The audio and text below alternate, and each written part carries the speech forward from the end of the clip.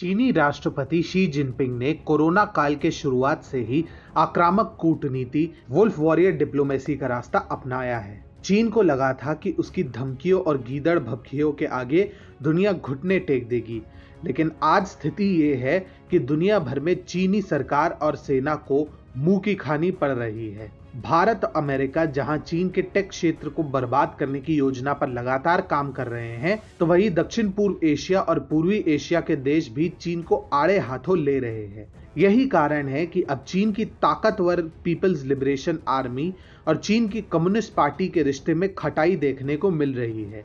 दरअसल हाल ही में पीएलए के 2 वरिष्ठ अधिकारियों ने सीसीपी की विदेश नीति की जमकर आलोचना की है और चीन की आक्रामक कूटनीति को आत्मघाती बताया है। इसके बाद यह अनुमान लगाया जा रहा है कि पीएलए और सीसीपी के बीच सब कुछ सही नहीं है।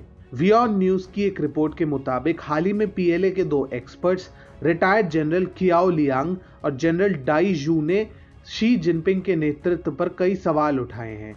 उन्होंने कहा कि शी जिनपिंग की विदेश नीति हमारे दोस्तों को हमारे ही विरुद्ध कर रही है। जनरल कियाओ लियांग ने कहा, चीन का मकसद ताइवान को खुद में मिलाना नहीं है, बल्कि सभी 1.4 अरब चीनी नागरिकों को खुश रखना है। लेकिन क्या आज ताइवान को चीन में मिलाकर ऐसा किया जा सकता है? बिल्कुल नहीं। अगर चीन को ताइवान पर कब्जा करना है तो चीन की सारी सेना को ताइवान पर चढ़ाई करनी होगी। हमें इतना बड़ा रिस्क नहीं लेना चाहिए। इसी प्रकार जनरल डाई जू ने कहा, अमेरिका पर आपके द्वारा लगाए गए 30 अरब डॉलर के प्रतिबंध से आपको खुद 60 से 90 अरब डॉलर का नुकसान पहुंचेगा। अमेरिका हमसे बहुत ताकतवर है, हमें गुस्से से नहीं समझदारी से लड़ना चाहिए। दरअसल सच तो यह है कि शी जिनपिंग की विदेश नीति से अगर किसी को सबसे ज्यादा नुकसान हुआ है तो वह पीएलए ही है। जिनपिंग की आक्रामक विदेश नीति के कारण हाल ही में रूस ने पीएलए को S-400 एयर डिफेंस सिस्टम की सप्लाई देने में देरी करने का फैसला लिया था, जिसके कारण पीएलए को बहुत नुकसान हुआ है। इसके अलावा भारत में सरकार पीएलए से जुड़ी 6 बड़ी कंपनियों पर प्रतिबंध लगाने की तैयारी में है, जिनमें अलीबाबा और हुआवे जैसी दिग्गज कंपनियां शामिल है।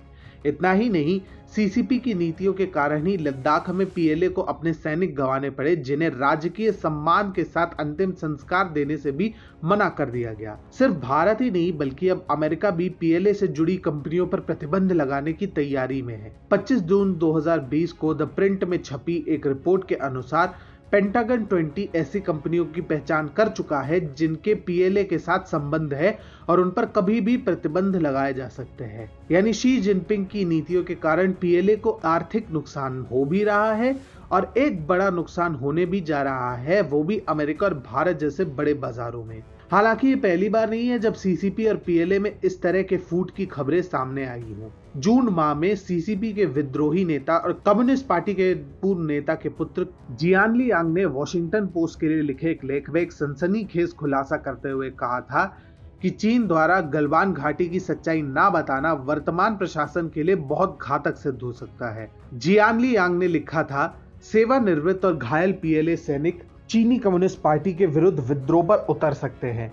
सीसीपी नेतृत्व को इन पूर्व सैनिकों की क्षमता को नजरअंदाज करने की भूल बिल्कुल नहीं करना चाहिए, क्योंकि यदि स्थिति नियंत्रण में नहीं रही तो ये पूर्व सैनिक मिलकर सीसीपी के विरुद्ध एक निर्णायक युद्ध छेड़ने में भी सक्षम हैं। अब पीएलए के 2 बड़े अधिकारियों का सामने आकर सीसीपी के विरोध में बयान देना इस दावे को और मजबूत करता है कि चीन की सीसीपी और पीएलए के बीच द्वंद्व तो चल रहा है। इन सब तथ्यों को देखकर यह कहना भी कोई अतिशयोक्ति नहीं होगी कि अभी सीसीपी के लिए सबसे बड़ा खतरा अमेरिका नहीं बल्कि खुद उसके देश की पीएलए है, जो किसी भी वक्त सीसीपी के विरुद्ध मोर्चा खोल सकती है।